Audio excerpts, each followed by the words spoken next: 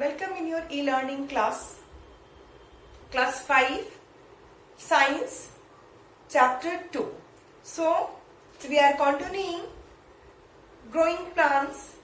In our last class, we have seen seeds are the responsible for the growth of the plant, or the germination happens due to the sowing of seeds. And what is dispersal? What are the agents of the dispersal?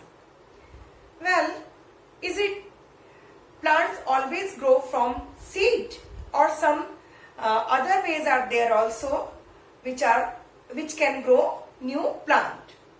As we know, plant has so many parts.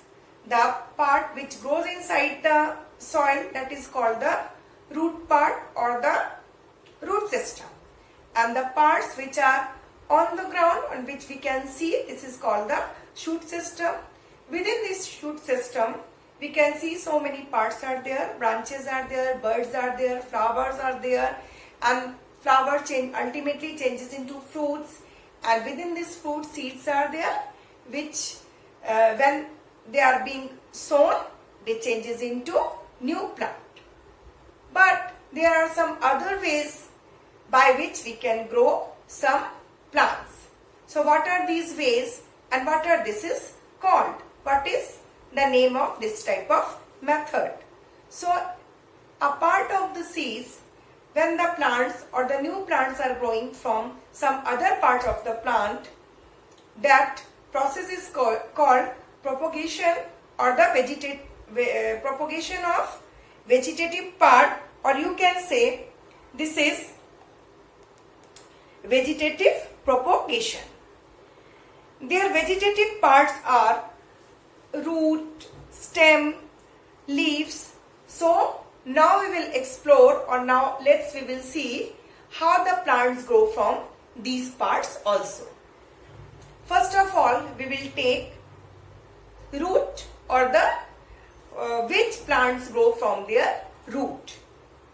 It is given here new plants from the roots of the some plants such as carrot, dahlia, beetroot, radish, turnip and sweet potato. So these all are the roots which grow from its root part also. So how they grow? Let's do an experiment. So here given one diagram in which we can see sweet potato is given within one glass, and the glass is filled 2/3 water, and now this sweet potato is just kept here with the help of some toothpicks. Now this sweet potato is getting proper water, air from the environment, and sunlight is there. So now how it will grow? At first, what is the aim of this experiment? To grow a new plant from the root of the sweet potato. Now we will see what is the method, what we will do, and what we have to do to grow this plant. Fill 3/4 of the glass with water. Take a sweet potato and place it in the glass with the help of some toothpicks.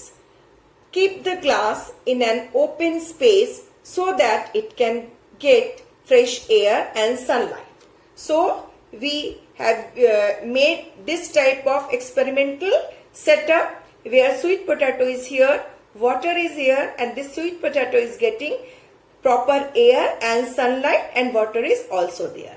As we know, this is a vegetative propagation, so this root will grow, or from this root the new plant will grow. So what is the observation? After a few days you will find new plants are growing from the root of the sweet potato. See, there are the places from where the sweet potato is growing. So the from here the adventitious roots are coming out, or you can see the roots are coming out, and from this root the new plant, it will develop into a new plant. So this is an experiment from where we are seeing the vegetative part, like root is able to grow another new plant, that is in sweet potato. So the new plants are growing from this part and the new plants are coming from this sweet potato, or this is a root. So what type of vegetative propagation it is? It is a root vegetative propagation. So the root is capable of growing new plant. Understood? So there may be the question I will give in your e-portal. What is the aim of the experiment? What is the method of the experiment? And what is the conclusion and what is the observation of this experiment? So you have to write aim. What is the aim? To grow a new plant from the root. And this is a vegetative propagation. Second, you have to explain the method, what you are doing in this experiment. And the third point will be the conclusion, and before that, observation. What is the observation? You are seeing a new plant, or the leaves are coming out from the root or the part of the sweet potato and the root. So the root, sweet potato itself is a root, and from here you will see the leaves are coming out. At first the few root comes out from the surface of the plant, surface of this sweet potato, and then new leaves will come out, and from here you will see the new plant will grow or a new sweet potato will grow. So this is your observation. And what is the conclusion? So we are concluding it here that in a root propagation we are taking one sweet potato, and what is the conclusion? Roots are capable of producing new plant. So in sweet potato we are seeing that another sweet potato is coming out or growing from a sweet potato. This is the conclusion part. So next one is the underground stem. What we will see in the next example is given here. The plants are growing from underground stem. We know what are the underground stem.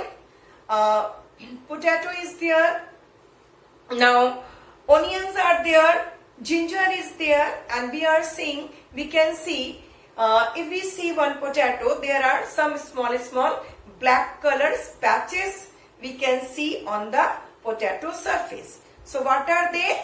These spots are actually eye of the potato, and from this eye, actually these are the buds of this stem, and from these buds new plants grow easily. If we will cut this part and sow in a soil, from these buds a new plant will be grow.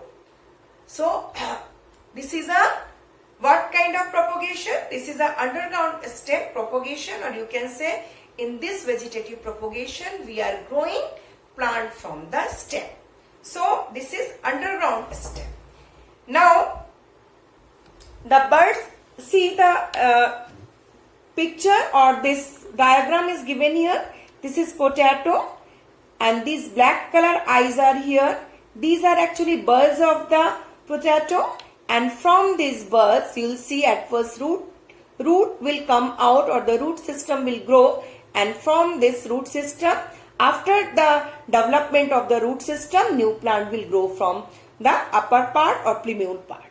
So after this stage, till that stage, this plant will get its food from this potato, and after the development of new leaves, this potato will able to grow a new plant, and the another potato will grow from this plant. So we have seen how the roots are capable of growing new plant, and how underground stems are capable of growing plants, and in which examples we can see it.